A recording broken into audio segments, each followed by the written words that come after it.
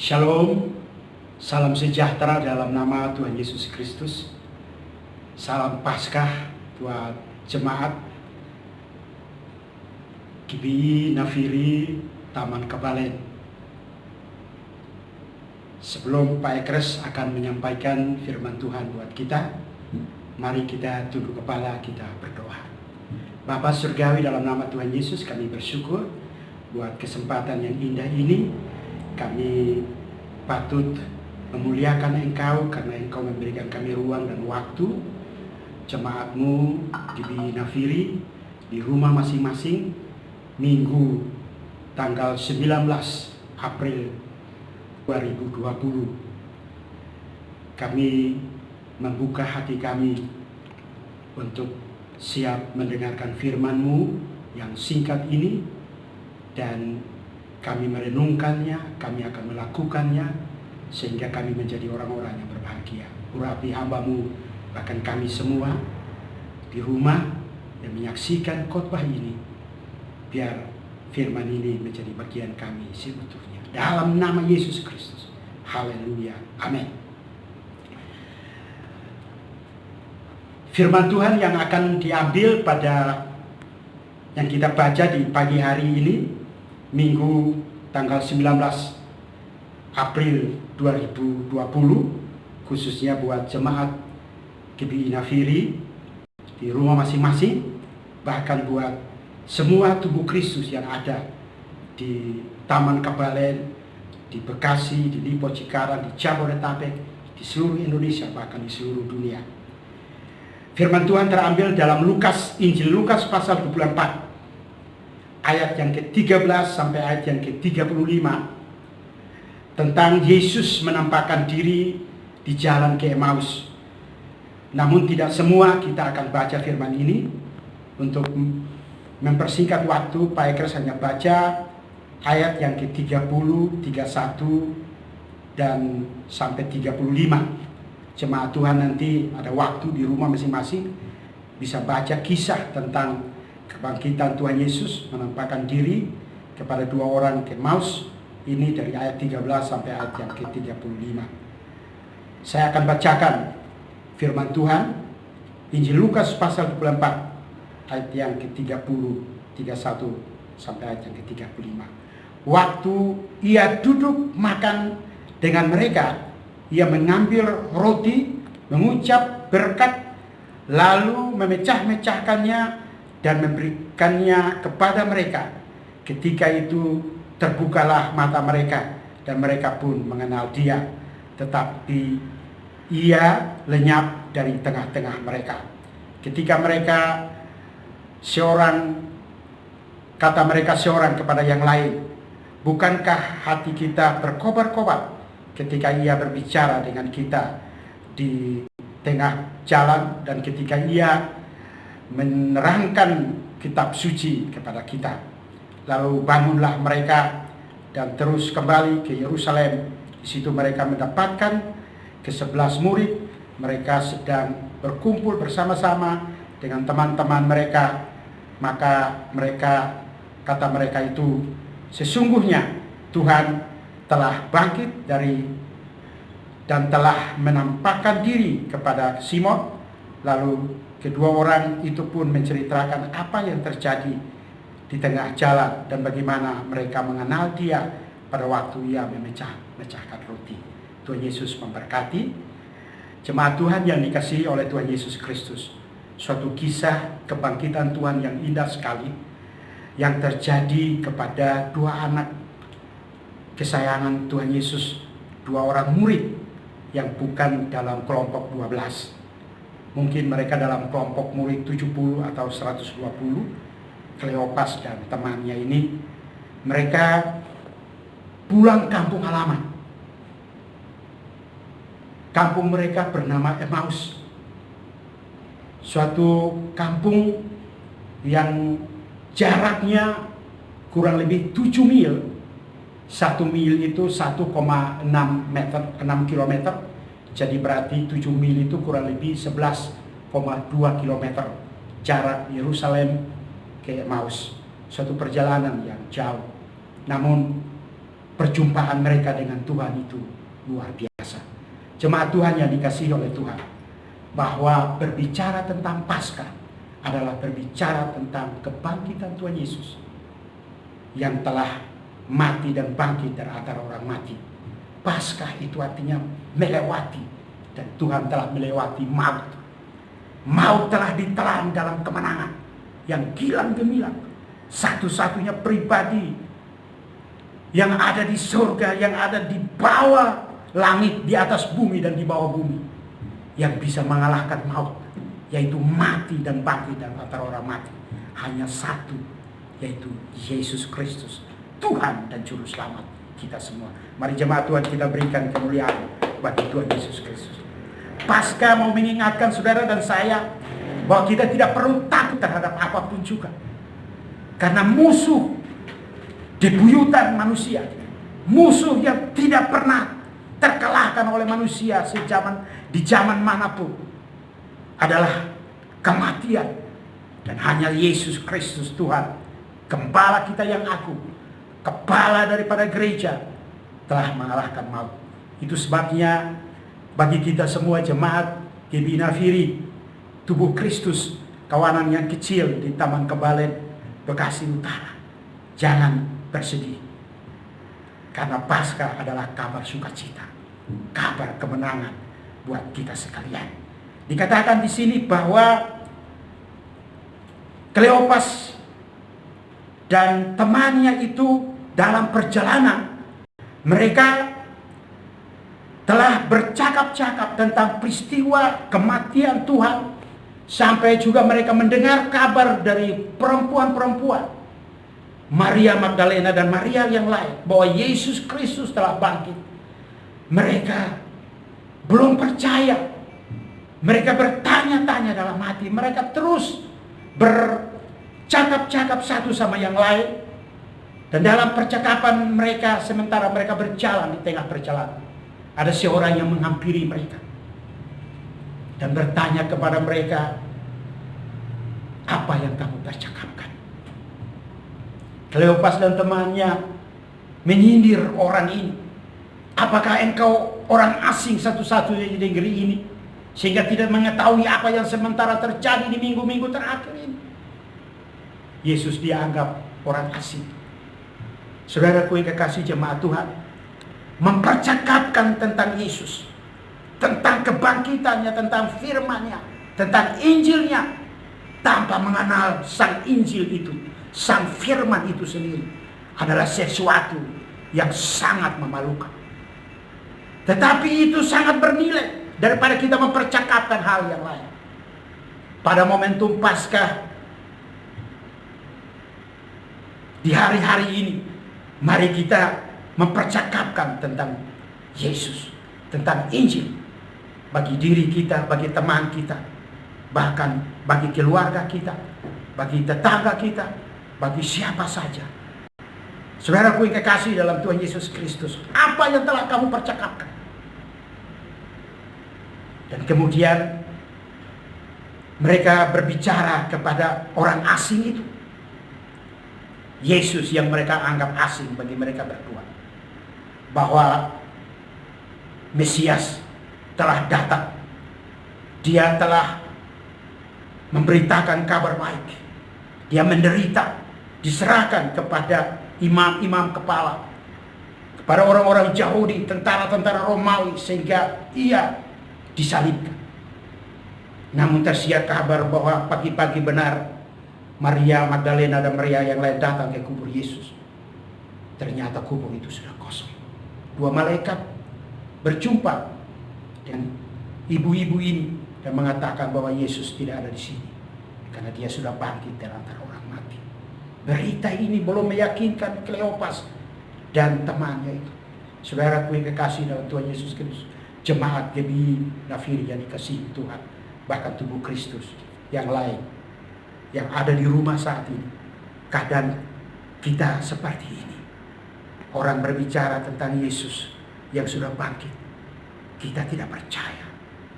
Orang berbicara bahwa Yesus itu penuh kuasa, bisa menyembuhkan kita, kita tidak percaya. Bahwa Yesus tidak pernah terlambat menolong kita dalam perkara apapun, dalam hal apapun, dalam pergumulan apapun. Yesus pasti akan menolong kita. Namun kadang kita tidak percaya. Mengapa demikian? Karena ada dosa yang masih bertengger di hati kita. Karena masih ada iman kita yang belum full kepada Tuhan.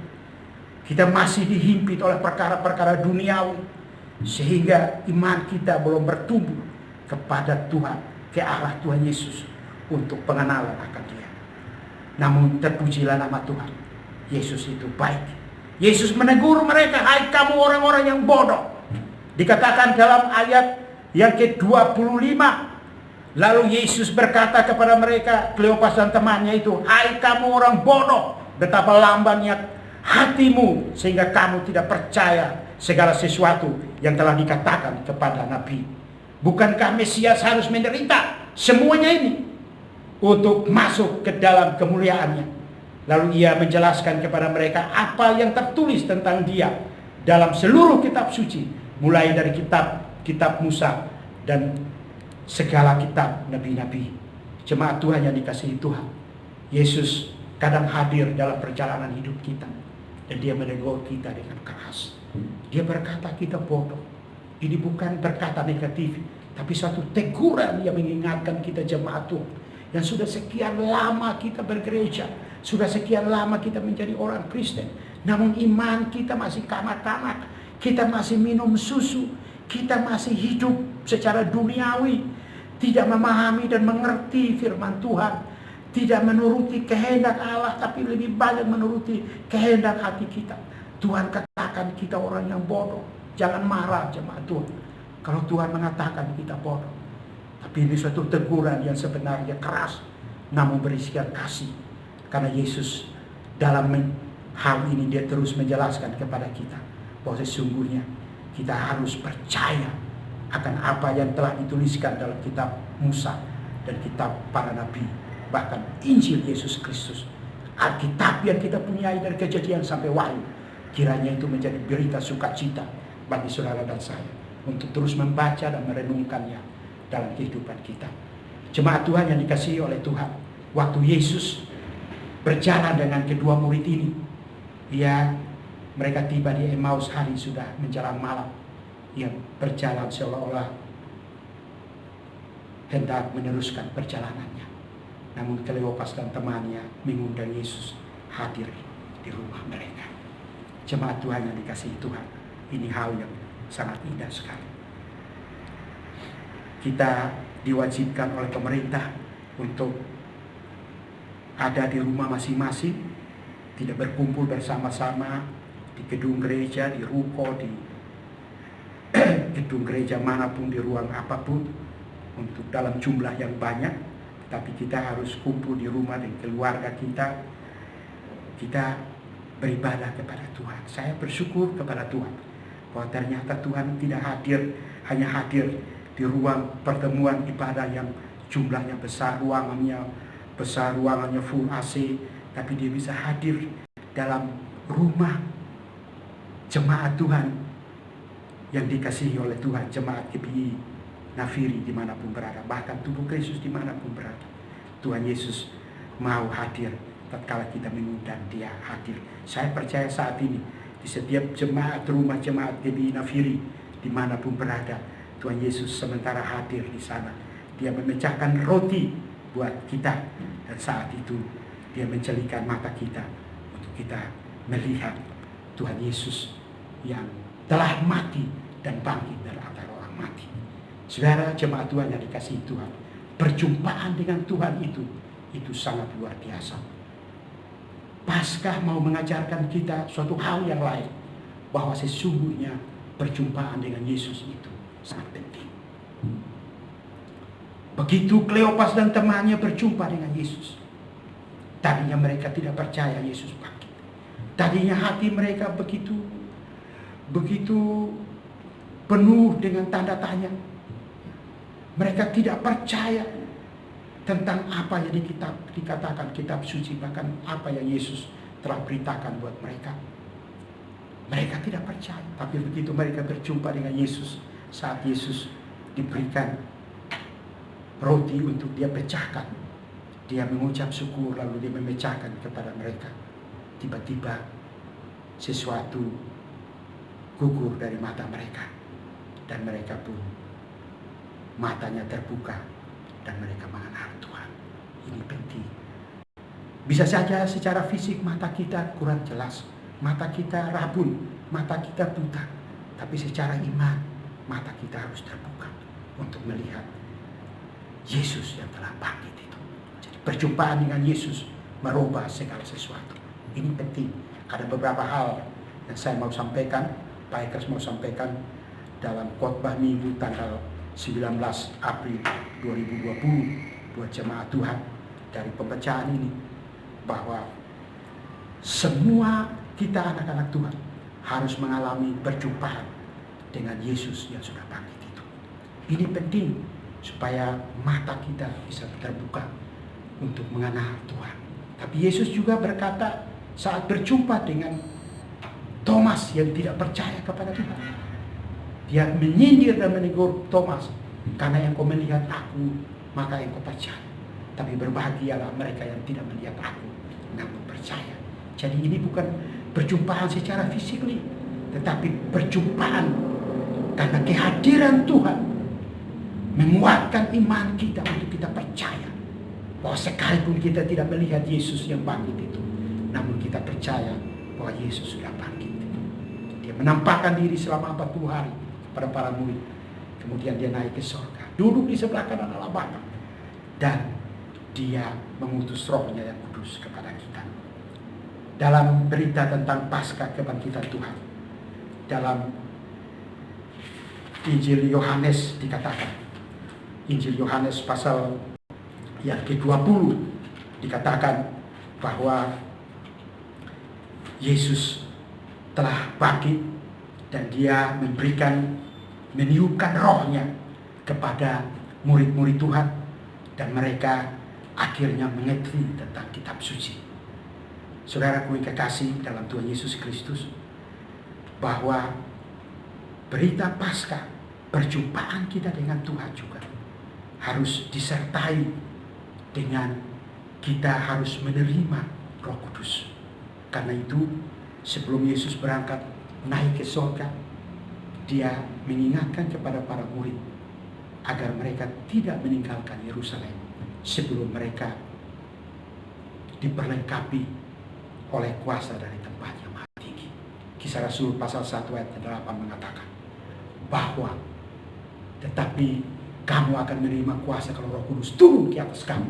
Kamu akan menjadi saksiku mulai dari Yerusalem, Yudea, Samaria sampai ke seluruh ujung bumi. Saudara jemaat Tuhan yang dikasihi Tuhan, berita Paskah mengingatkan kita bahwa kita harus pergi untuk memberitakan Injil Yesus Kristus. Namun kita harus diperlengkapi lebih dulu dengan kuasa Roh Kudus. Kita tidak boleh keburu emosi, keburu nafsu. Begitu percaya sama Tuhan Yesus langsung pergi beritakan. Saudara dan saya harus mengalami perjumpaan dengan Tuhan Yesus Kristus. Kuasa kebangkitan yang harus mewarnai seluruh hidup kita. Kita memiliki iman yang kokoh. Kita dapat kuasa dari tempat yang maha tinggi. Maka kita harus pergi memberitakan Injil mulai dari rumah tangga kita. Yerusalem yang terdekat buat jemaat GBI Nafiri adalah rumah tangga kita, tetangga-tetangga kita, keluarga kita. Kemudian Kabupaten Bekasi, Jabodetabek, seluruh Indonesia, bahkan ke bangsa-bangsa, ke ujung-ujung bumi. Kita bisa memberitakan Injil seperti Pak Ekres sampaikan firman saat ini. Kita bisa bersaksi kepada teman-teman. Kita bisa lewat WA, lewat Instagram, lewat SMS, lewat Facebook. Kita bisa memberitakan Injil. Kita bisa bersaksi tentang apa yang telah kita alami, kita jumpai dengan Tuhan, tentang kuasa kebangkitannya yang telah merubah kita. Dulu kita adalah orang-orang yang jahat, orang-orang yang terbuang, terhilang. Tapi Yesus yang bangkit datang, merangkul kita, mengambil kita dari lumpur dosa, lalu menempatkan kita dalam terangnya yang ajaib. Itulah kuasa kebangkitan Tuhan yang telah dinyatakan kepada saudara dan saya. Tuhan sangat mengasihi kita. Karena dia mengasihi murid-murid, sekalipun murid-murid menyangkal dia. Dia bangkit, dia datang berjumpa dengan mereka, dan dia meneguhkan iman mereka. Mereka sudah frustrasi berat, sudah pulang kampung. Kleopas dan temannya pulang kampung. Tapi Tuhan kejar mereka. Sampai di dalam rumah mereka, Tuhan berjumpa dengan mereka. Lewat momentum Paskah ini, Pak Ekres mau menyampaikan beberapa hal yang lain. Bahwa Indonesia, bahkan seluruh dunia saat ini, tidak ada yang bebas dari mewabahnya, menjalarnya COVID-19, virus corona. Bangsa kita juga mengalaminya. Semua provinsi saat ini di seluruh Indonesia, ada 34 provinsi, tidak ada satu pun yang bebas dari virus corona ini. Namun kabar baik, lewat virus wabah ini kita mau melihat hal yang positif di balik semua kondisi permasalahan yang kita hadapi saat ini.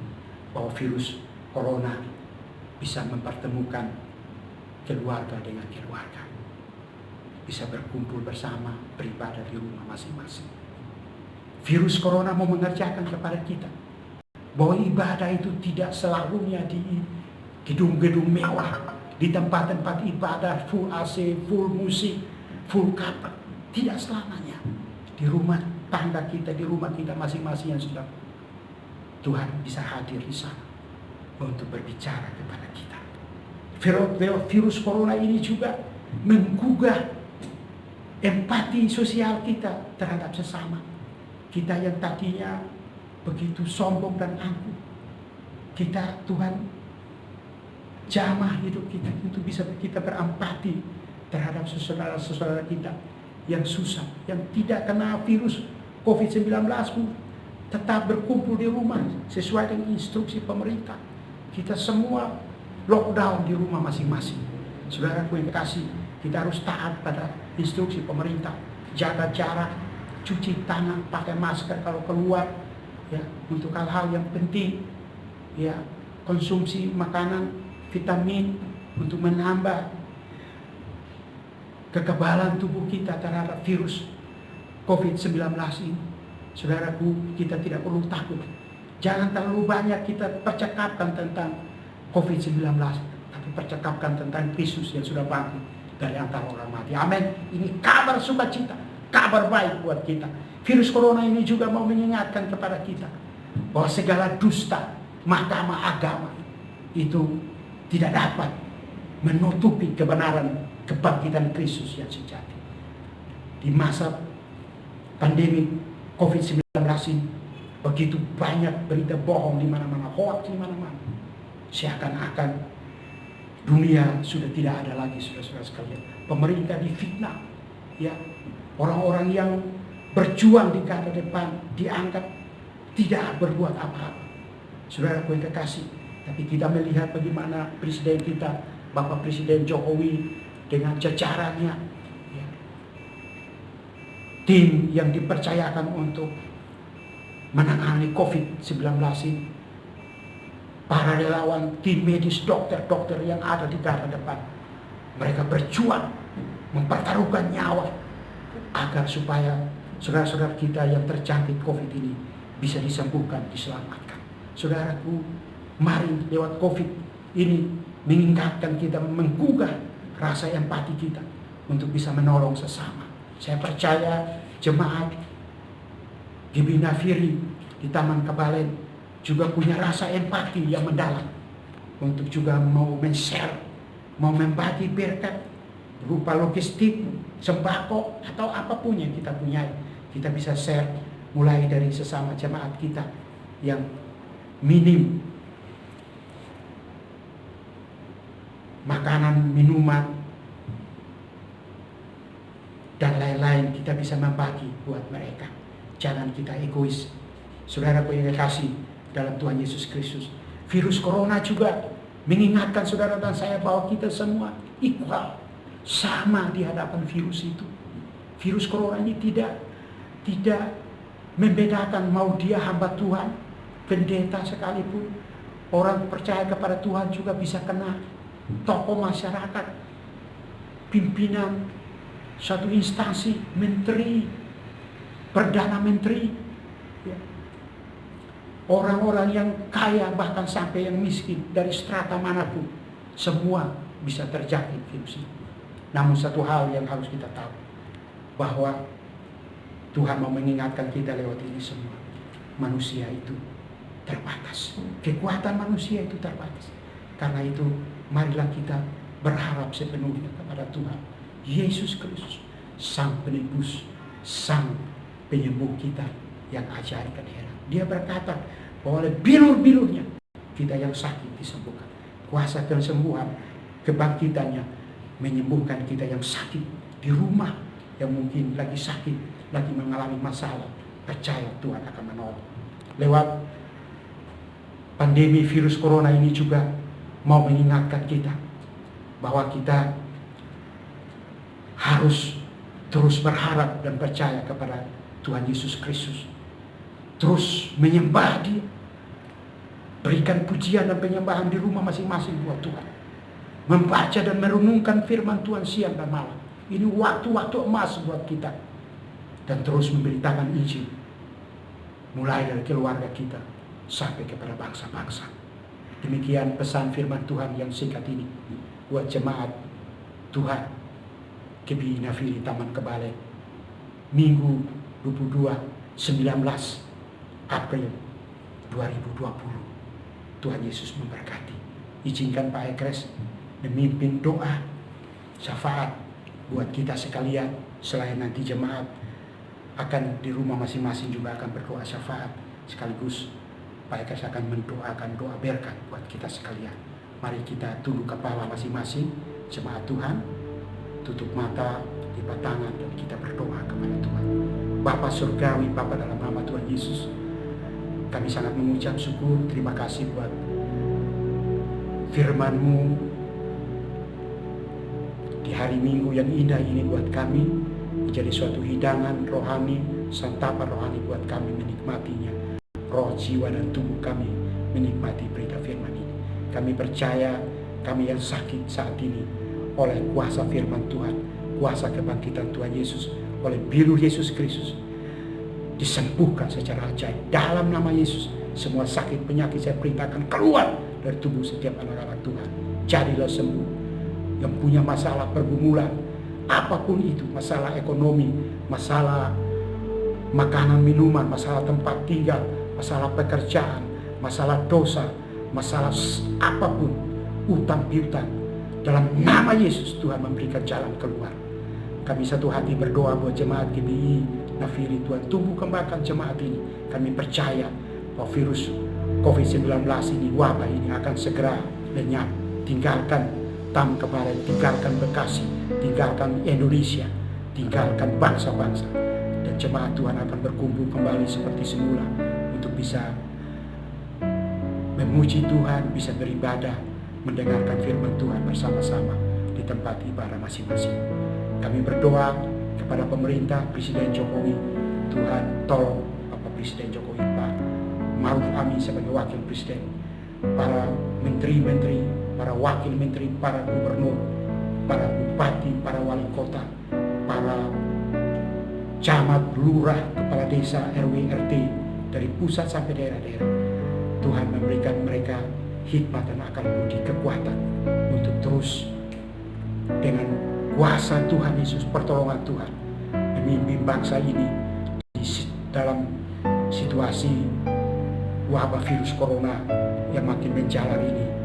Pemerintah kami tetap memberitakan kabar yang baik buat kami semua, bahwa virus ini telah banyak mencegah banyak orang yang sakit, dicegah dari kematian.